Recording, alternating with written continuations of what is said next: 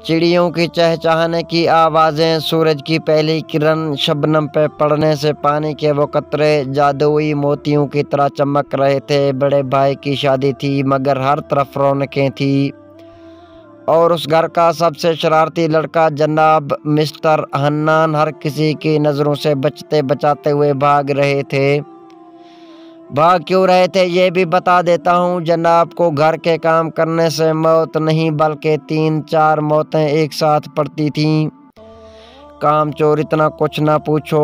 मेहंदी से कुछ दिन पहले सब लोग दुल्हन के घर गए थे कुछ रस्म निभाने और साथ हनान साहब भी ज़बरदस्ती औरतों के साथ चल दिए।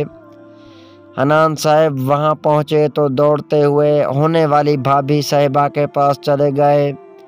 भाभी जान आप तो बिल्कुल परी लग रही हैं, हन्नान ने मजाक में कहा।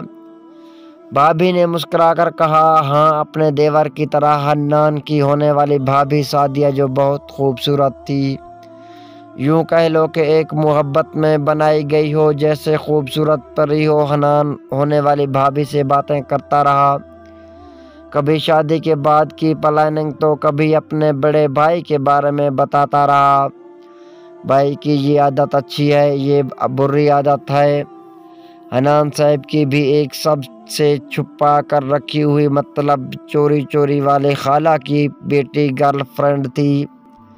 शादी पे खाला की बेटी भी आई थी। दोनों एक दूसरे से प्यार तो करते थे लेकिन कह नहीं पाते थे।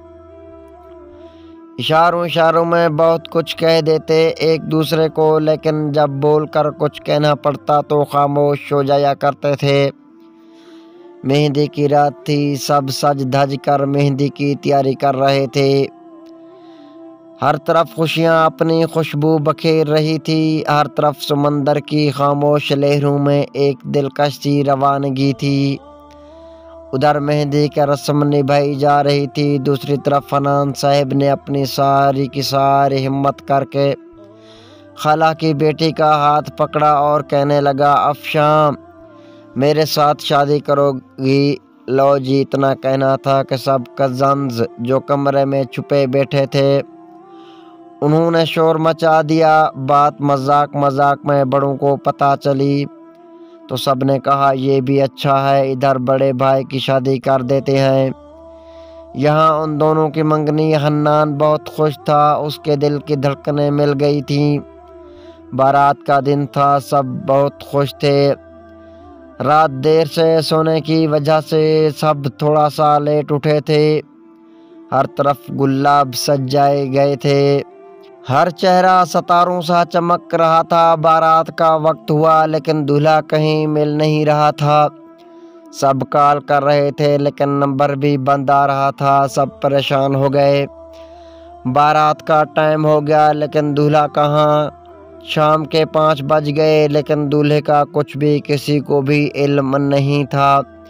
कहाँ से कहाँ गया। अचानक से हनान के मोबाइल पे व्हाट्सएप मैसेज आया, हनान मैं तुम्हारा बड़ा भाई बोल रहा हूँ, अब्बू से कहना मैं ये शादी नहीं कर सकता, मुझे माफ़ कर देना।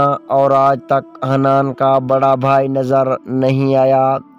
फिर जिसकी बात बिरादरी के डर और बदनामी की वजह से हनान की शादी उसके होने वाली भाभी से कर दी गई।